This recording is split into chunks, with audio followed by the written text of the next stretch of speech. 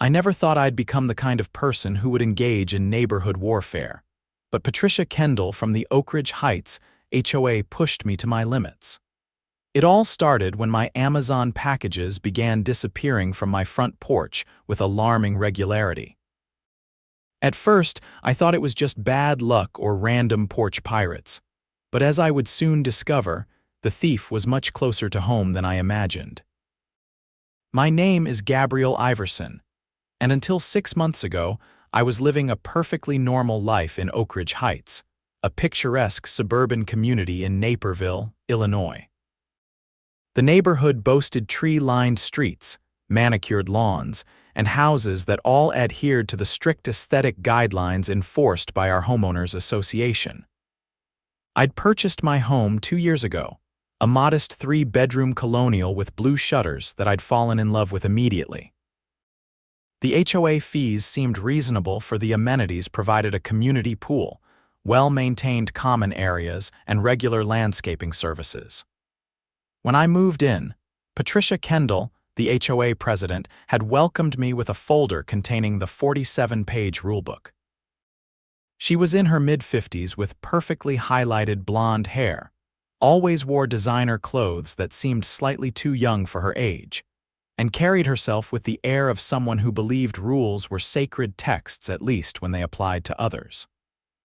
"We're so pleased to have you join our little community, Gabriel," she'd said with a smile that didn't quite reach her eyes.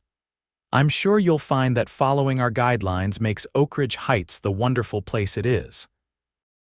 I'd nodded politely, tucked the rulebook away, and promptly forgotten about it. That was my first mistake. Within a month, I'd received my first violation notice for leaving my garbage invisible from the street for more than 24 hours after collection. Then came warnings about the height of my grass, apparently a 1/4 inch too long, the unapproved wind chimes on my porch classified as excessive ornamentation, and the bird feeder in my backyard, which could attract unwanted wildlife. I complied with each notice, not wanting to make waves. But tension began to build when I placed a small American flag in my front yard for Memorial Day, only to be told it violated the "no flags except during designated national holidays" rule.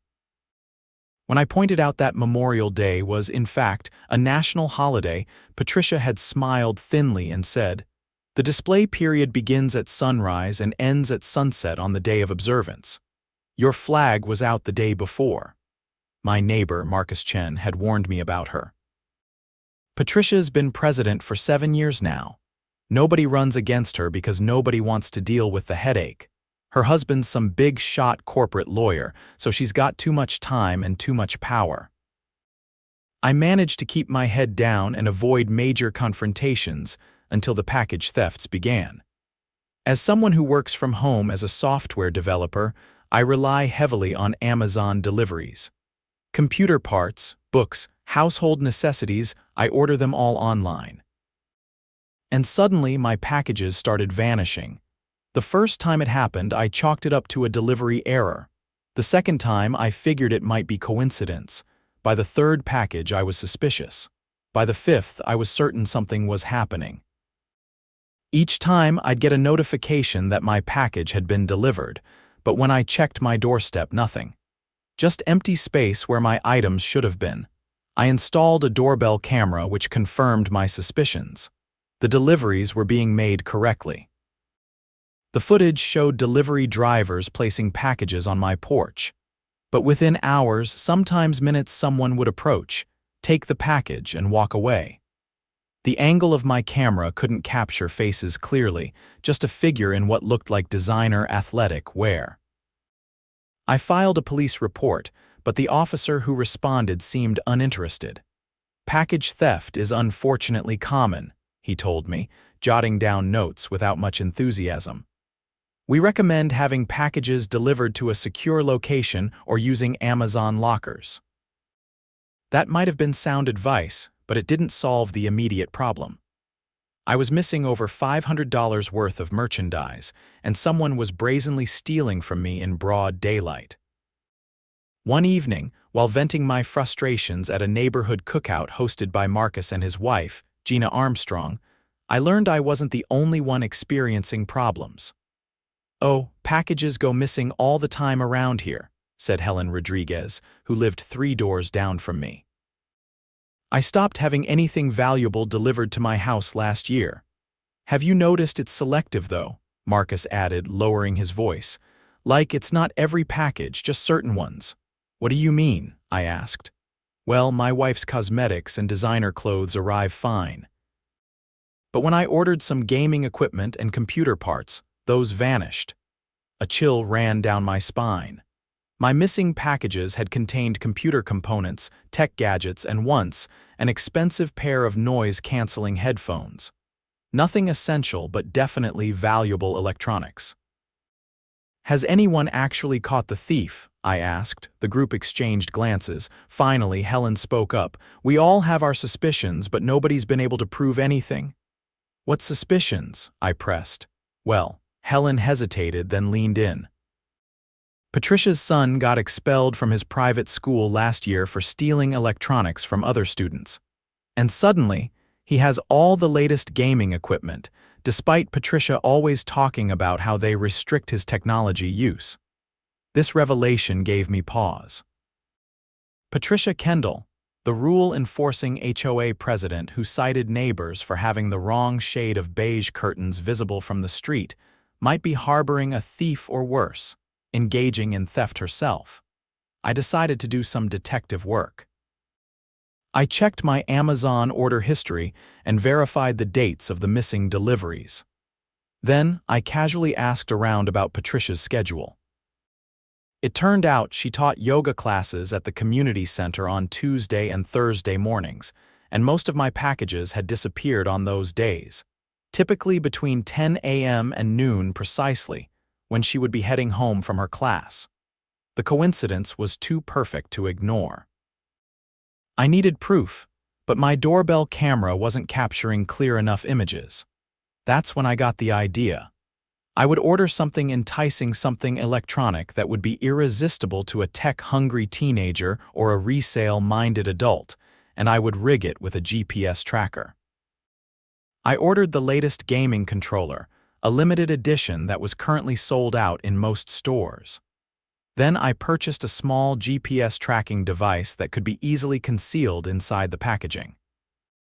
The plan was simple. Let the package be delivered, wait for it to be stolen, then follow the GPS signal to catch the thief red-handed. The package arrived on a Thursday morning as expected. I had carefully opened it the night before, inserted the GPS tracker, and resealed it so perfectly that no one would suspect it had been tampered with. I placed it prominently on my porch, made sure my doorbell camera was recording, and left for a coffee meeting that was really just me sitting in my car a block away, watching the GPS signal on my phone. At 10:42 a.m., my doorbell camera sent an alert to my phone. I watched live as a figure approached my porch, looked around quickly, and then picked up the package. The person was wearing oversized sunglasses, a baseball cap, and athletic, wear standard Patricia Kendall attire. My heart pounded as I watched her, because I was now certain it was her. Casually walk away with my property as if she had every right to it. I looked down at my phone's GPS app. The tracker was moving. I started my car and began to follow at a discreet distance. The signal led me not to Patricia's house, which was at the other end of the neighborhood, but to the community center where she taught her yoga classes. This was unexpected. I parked across the street and watched as the GPS dot remained stationary inside the building. 45 minutes later, Patricia emerged, yoga mat under one arm, designer handbag over the other. There was no sign of my package. I continued to monitor the GPS signal, which remained inside the community center. Had she hidden it there, left it with someone else? I waited until she drove away, then entered the community center myself. The front desk was staffed by a bored-looking teenager who barely glanced up from his phone when I walked in. "Hi, I think I left something in the yoga studio," I said casually. "Is it okay if I check?" He shrugged. "Whatever, man, it's down the hall on the right." I followed the GPS signal, which led me not to the yoga studio but to a small office marked HOA Administration. The door was locked, but through the window I could see a stack of packages on the desk. My missing gaming controller was right on top. I took photos through the window, capturing clear images of not just my package but at least a dozen others, all addressed to different houses in Oakridge Heights. This wasn't a case of a teenager stealing electronics. This was systematic theft conducted by the HOA president herself. I immediately called the police, and this time, when I explained what I'd found, they took my report seriously. An officer arrived within 20 minutes, and I showed him the photos and the GPS tracking app still pinging from inside the office. "We'll need a warrant to enter that office," the officer explained. "But with your evidence, that shouldn't be difficult to obtain. In the meantime, do not confront Miss Kendall yourself." I agreed, though it was difficult to contain my anger. As we were speaking, a maintenance worker entered the building, and the officer asked him if he had access to the HOA office. The worker confirmed that he did, as he sometimes needed to retrieve documents when Patricia wasn't available. "Would you mind opening that door for us?" The officer asked, showing his badge. "We have reason to believe there may be stolen property inside." The maintenance worker looked uncomfortable but complied, unlocking the door with his master key. Inside, we found not just the dozen or so packages I'd seen through the window, but a filing cabinet filled with electronics, clothing items, and other merchandise, all still in their original packaging with shipping labels intact.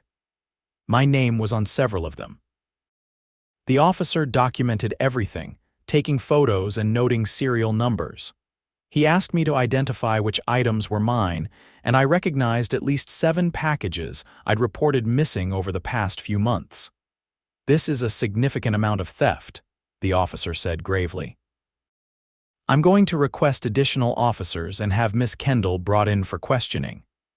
2 hours later, as I was giving my statement at the police station, I watched through the glass as Patricia was escorted into an interview room. She looked nothing like the composed HOA president who had lectured me about flag display regulations. Her face was blotchy, her designer outfit rumpled, and her perfectly highlighted hair disheveled. The detective who had taken over my case explained the situation. "Miss Kendall has been operating this scheme for at least a year. She used her position as HOA president to monitor delivery patterns, identify valuable packages, and then steal them while residents were at work.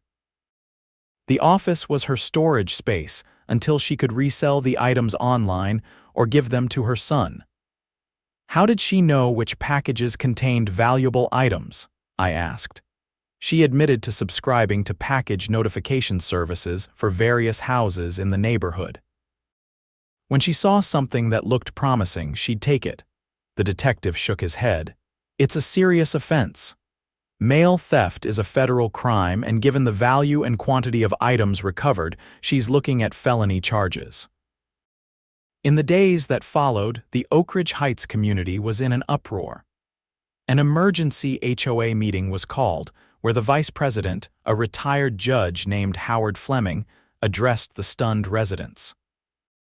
Patricia had been removed from her position pending the criminal investigation, and temporary leadership was being established. "I want to assure everyone that the board had no knowledge of Miss Kendall's activities," Howard stated firmly. "We are cooperating fully with the authorities and will be implementing new security measures for the community center and HOA offices." The revelation of Patricia's theft ring had unexpected consequences beyond her arrest. As residents compared notes, patterns emerged of selective enforcement of HOA rules, strict penalties for those Patricia disliked, leniency for her friends, and outright exemptions for herself and her family. Her son's basketball hoop had been up for years, despite the no permanent sports equipment visible from the street rule. Her own holiday decorations had stayed up well beyond the permitted time frame. Her front garden had non-approved plant species. Marcus organized a committee to review the HOA bylaws and enforcement practices. "We've been living under Patricia's tyranny for too long," he declared at a neighborhood meeting. "It's time to create fair rules with transparent enforcement." As for me, I received all my stolen items back, along with an apology from the HOA board and a waiver of my fees for 6 months as compensation for the distress and inconvenience I'd experienced. Patricia was facing multiple felony charges for mail theft, and her husband, the corporate lawyer, was notably absent from her court appearances. Rumors circulated that he'd moved out and was filing for divorce. But the most satisfying outcome came 3 weeks after Patricia's arrest, when I received a certified letter from the county prosecutor's office. They were building a case against Patricia and wanted me to testify about my experience and the GPS tracking method I'd used to catch her. My evidence, they explained, was the linchpin in what had become a much larger investigation into organized retail theft. It turned out that Patricia hadn't just been stealing from neighbors to furnish her son's gaming habit.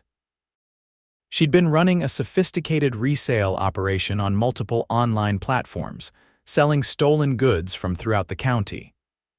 My GPS tracker had cracked open a case the local police had been trying to solve for months. 6 months later, I sat in the courtroom as Patricia Kendall pled guilty to multiple felony counts of mail theft, possession of stolen property, and organized retail crime. The judge sentenced her to 3 years in state prison, plus restitution to all her victims. As she was led away in handcuffs, she glanced in my direction. I couldn't tell if her expression was one of anger or shame, but I felt a profound sense of justice. The Oakridge Heights HOA underwent a complete transformation. The restrictive, arbitrary rules were revised under new leadership. Marcus Chen was elected president, with a platform of transparency and community focus. The violation notice system was overhauled to include warnings and discussions before fines, and a review committee was established to ensure fair enforcement. My reputation in the neighborhood changed too. No longer just the quiet software developer who worked from home, I became known as the guy who brought down Patricia. Neighbors I'd barely spoken to before stopped by to thank me, share their own Patricia horror stories, or just introduce themselves properly for the first time. One such neighbor was Gabriel Iverson, a pediatric nurse who lived in the charming Tudor-style house across from mine. She brought over a homemade apple pie one evening, ostensibly to thank me for my role in exposing Patricia. "I never had the courage to stand up to her," Gabriella admitted as we sat on my front porch, enjoying pie and coffee. "Last year, she fined me for having excessive medical waste because I occasionally had my scrubs hanging on a clothesline in my backyard." "Medical waste," I laughed. "That's reaching even for Patricia." She said it created an unsettling visual atmosphere for the community. Gabriella rolled her eyes. "I paid the fine because I was too exhausted from my hospital shifts to fight it." Gabriella and I began dating a few weeks later, discovering a shared love of true crime podcasts, ironically enough, hiking in the nearby forest preserve, and trying out recipes from international cooking shows.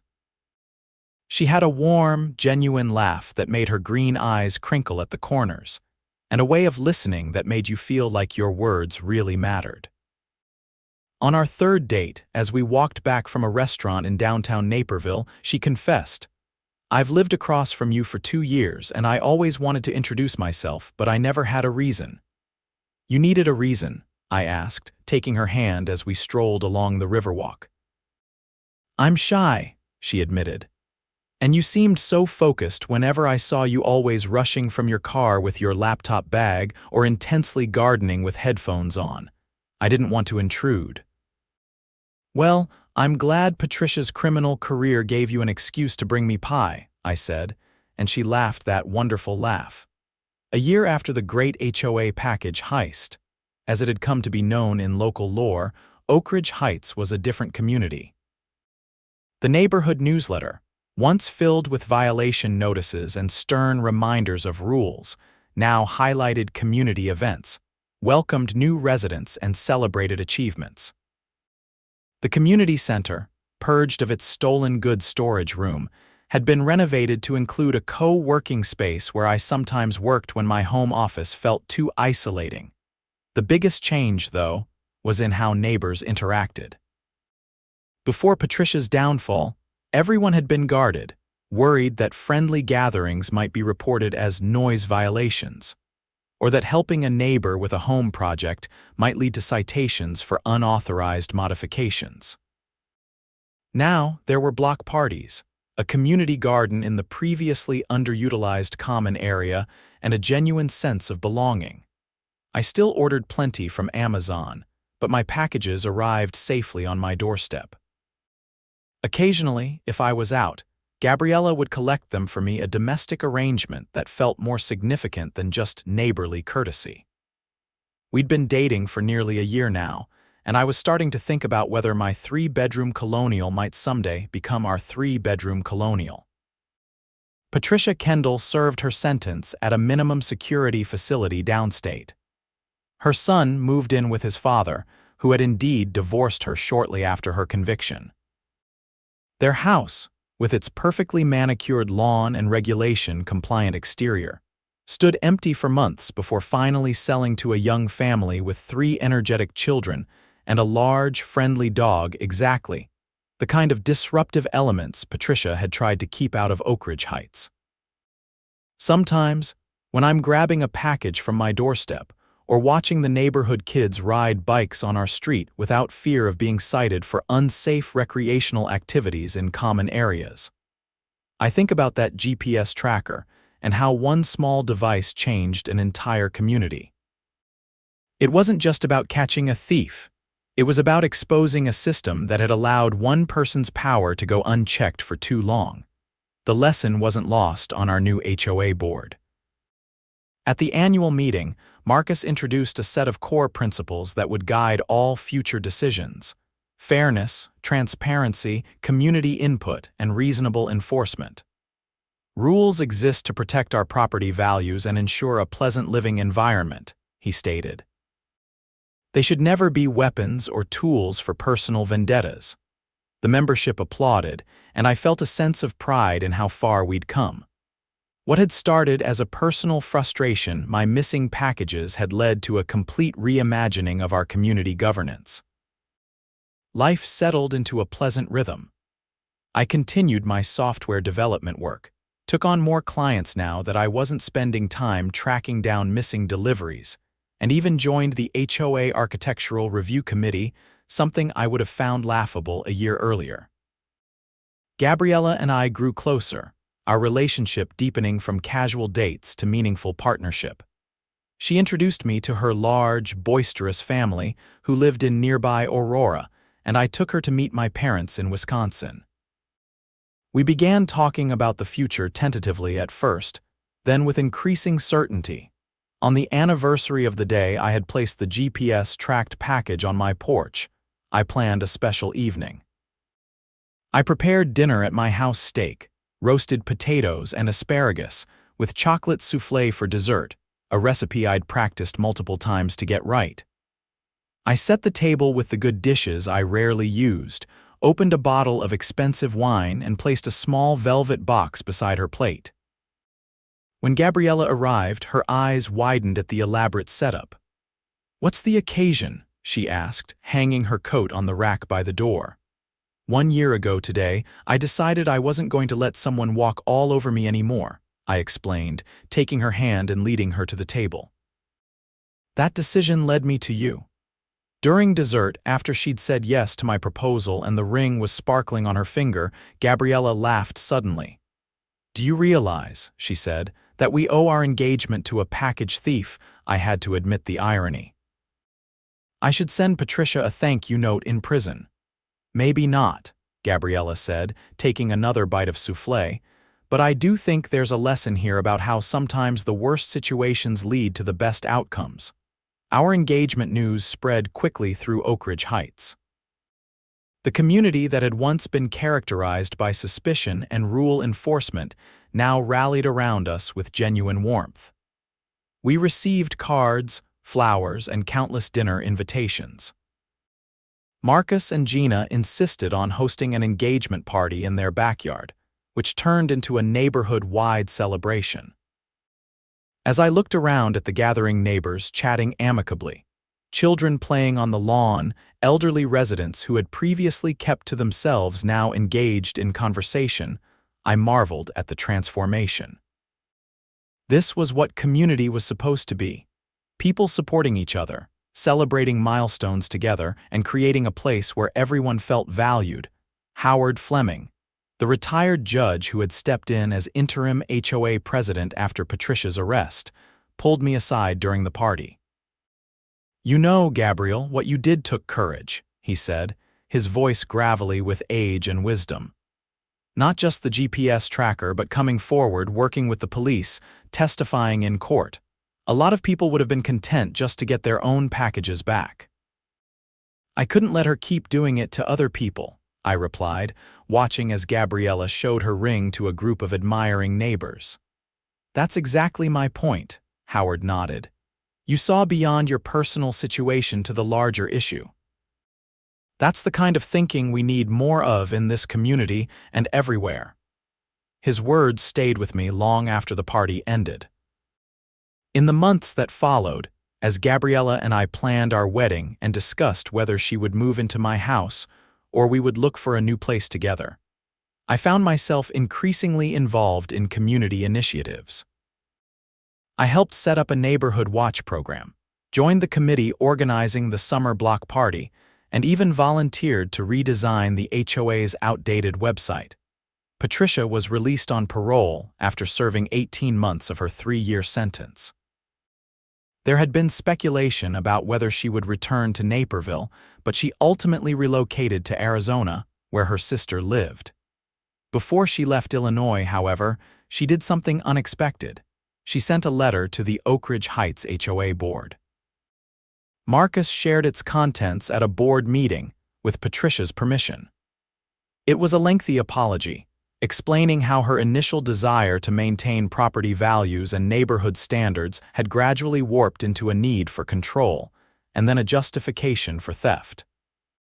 She acknowledged the harm she'd caused and expressed hope that the community would continue to thrive under better leadership than she had provided. The letter was met with mixed reactions. Some residents were moved by her apparent remorse, while others remained skeptical. "Actions speak louder than words," Helen Rodriguez remarked, and her actions were pretty loud. Whatever her true feelings, Patricia Kendall faded from our daily consciousness as Oakridge Heights continued to evolve. The restrictive covenants that had been her weapons were revised to focus on reasonable maintenance standards rather than aesthetic control. The punitive fine system was replaced with a community-oriented approach to addressing issues. On a warm Saturday in June, Gabriella and I were married in the Oakridge Heights Community Park, a venue that, under Patricia's reign, had been off-limits for private events because they disturbed the tranquility of the common areas. Now, under the new guidelines, residents could reserve the space for special occasions, provided they cleaned up afterward and respected noise ordinances after 10 p.m. Our wedding was a community affair, with neighbors helping to set up chairs, string lights in the trees, and prepare food for the reception. Gabriella's large family mingled with my smaller one, all of them embraced by the neighborhood that had become such an important part of our story. During the reception, as Gabriella and I danced under the twinkling lights, Marcus tapped a spoon against his glass for attention. As the music faded, he raised his champagne flute. "To Gabriel and Gabriella," he began, "whose love story is uniquely intertwined with the rebirth of our community. Gabriel taught us all that sometimes you have to fight for what's right, even when it's uncomfortable or inconvenient. And Gabriella showed us that new beginnings can emerge from difficult situations." He smiled at us. "May your marriage be blessed with the same courage, resilience, and growth that you've helped foster in Oakridge Heights." The guests applauded, and as I looked around at the faces, some that had been strangers 2 years ago, now friends celebrating our happiness, I felt a profound sense of belonging.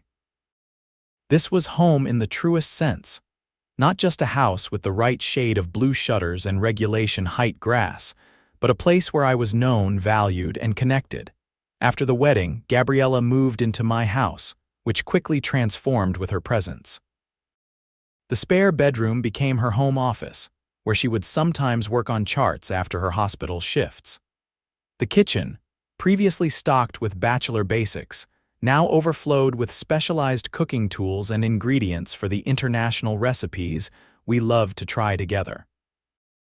The backyard, once a simple lawn that I mowed just enough to avoid HOA citations, bloomed with the garden she had always wanted but couldn't have at her rental property. Life settled into a happy routine. We both worked hard during the week, often meeting for lunch in my home office or at the hospital cafeteria when our schedules aligned. Weekends were for home projects, exploring nearby towns, or hosting small gatherings with neighbors who had become friends. A year into our marriage, we decided to start a family. When Gabriella announced she was pregnant, the neighborhood celebrated with us once again.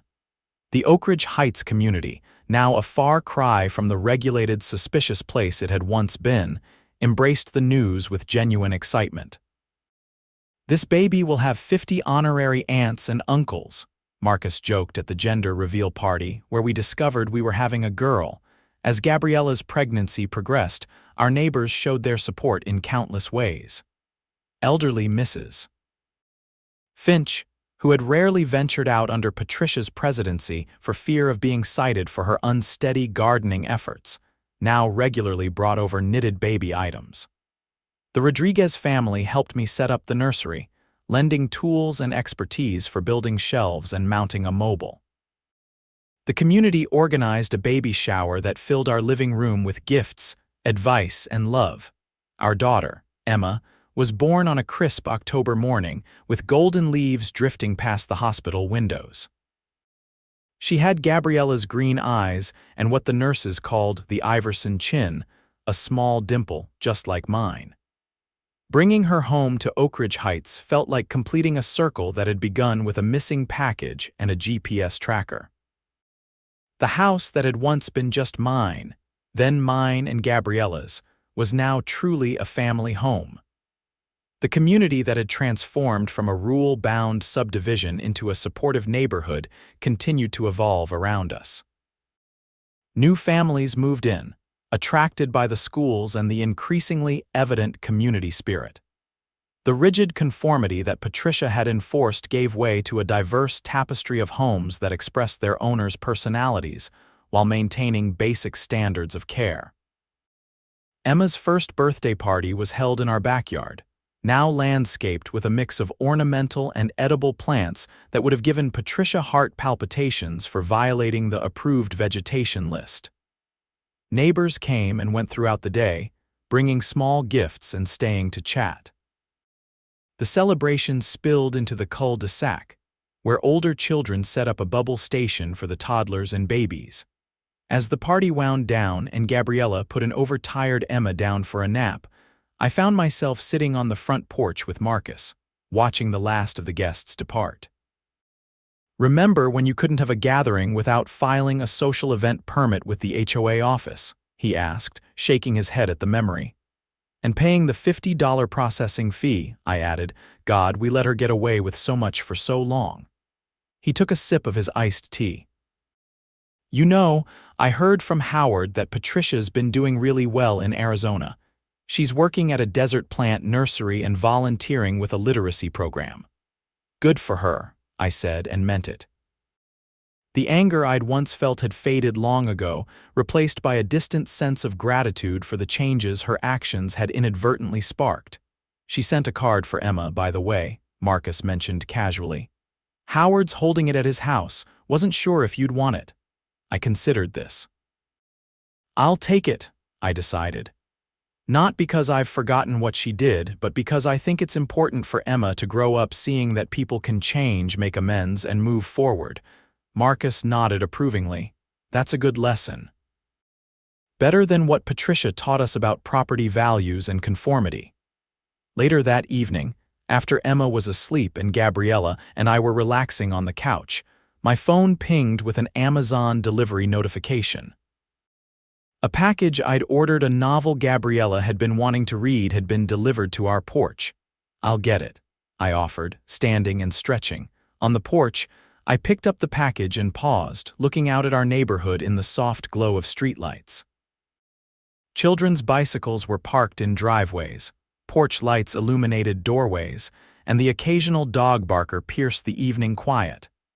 It was all so ordinary, so peaceful, and yet I knew the complex history and deliberate choices that had shaped this community into what it now was. I thought about the GPS tracker that had started it all, tucked away in a drawer somewhere in our house. One small device, one moment of standing up for myself, had cascaded into changes I could never have anticipated.